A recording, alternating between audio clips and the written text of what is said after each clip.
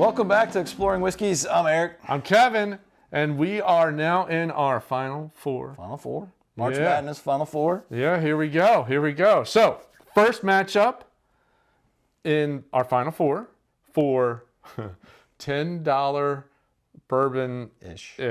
And we're going to go right into the exception. So, on my side, we got Early Times. This is technically a whiskey, a Kentucky whiskey, because they age it in a used barrel. So that's the reason why it doesn't qualify as a bourbon. It is a bourbon mash bill, but used barrels automatically disqualifies. So it is technically a whiskey.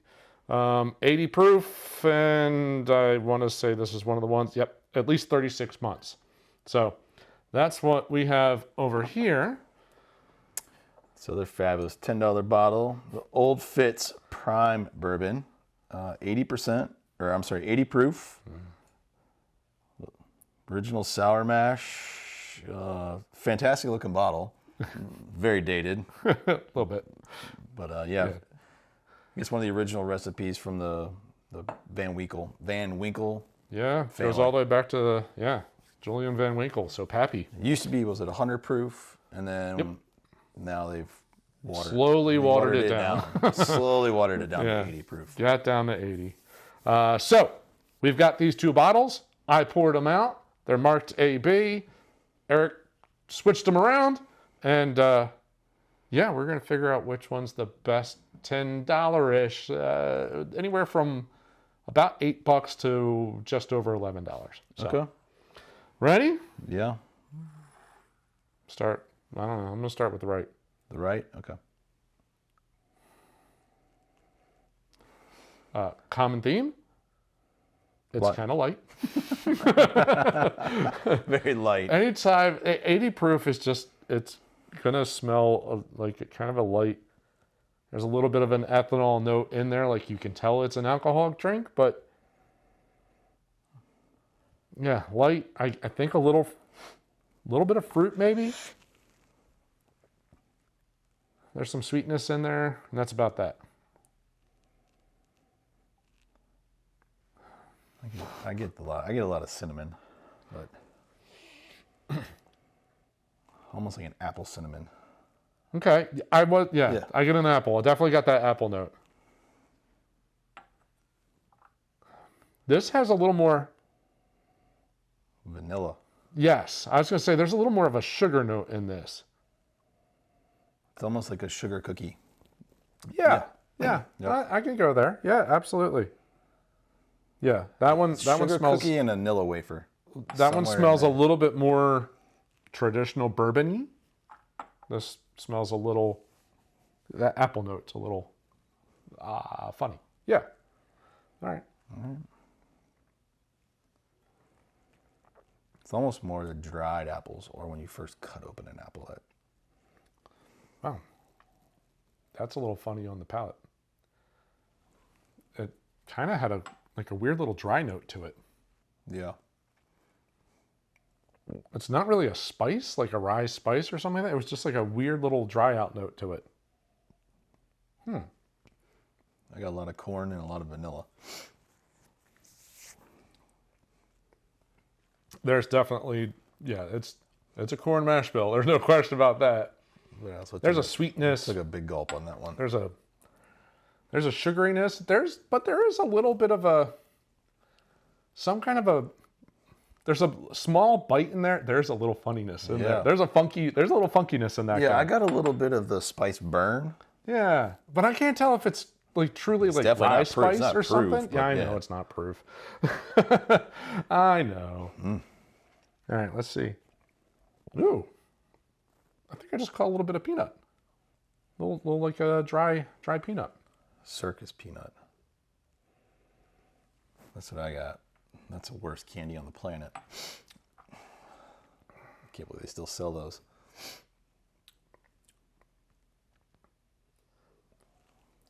That's got a little bit more of the rye herbal notes. I get there's a small mint note in there. It's a little more oily. It doesn't dry out it doesn't have that bite of a dry out there. This has more oil to it. Like a nicer mouthfeel, a little creamy. Not that There's not an overwhelming flavor there that just was like, whoa, that's amazing. But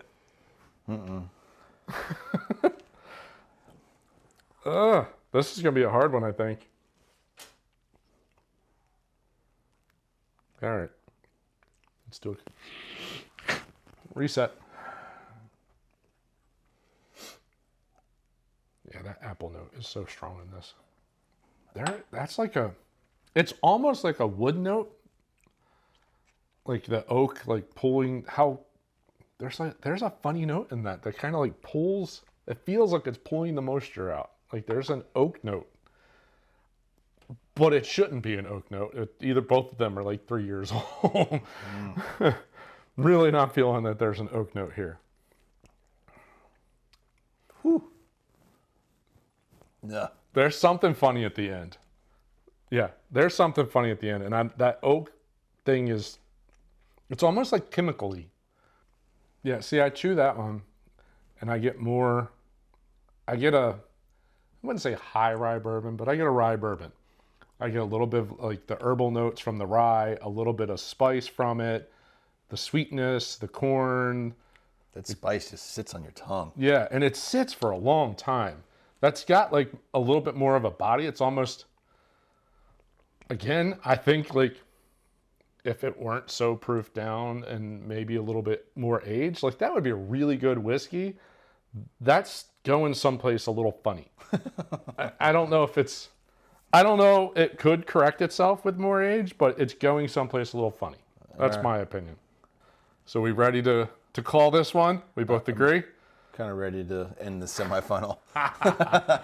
We're both, to be honest with you. Are we both agreeing left?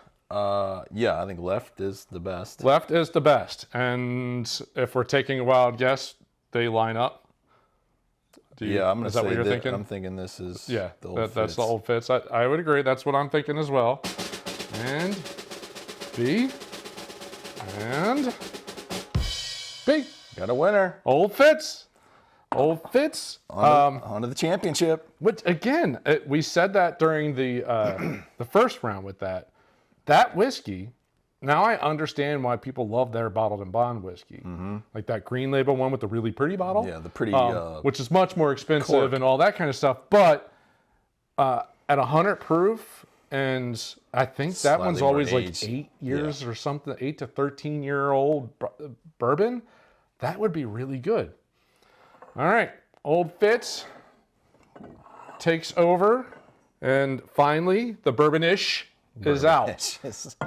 Something went funny with that guy. And I will say early times, their bottled and bond bourbon is very good. It's a very solid pour for a very reasonable price. So it's not that it's bad, but there's something a little funny in there. It's a mixer. A buddy of mine, he actually mixes this one with lemonade. Kind of like a... Okay. It's kind of a take on, like, remember back in the day, the Lynchburg lemonades, Yeah, those little yeah, bottles. yeah. But yeah, That big could tall work. glass with ice, a couple ounces at early times, and top it off with, Some lemonade. Yeah. Yeah, I could totally see that work. it's a pull drinker. But that's a better whiskey, and all right. I think all around. Start I kinda to picked that- the nose was better on this one.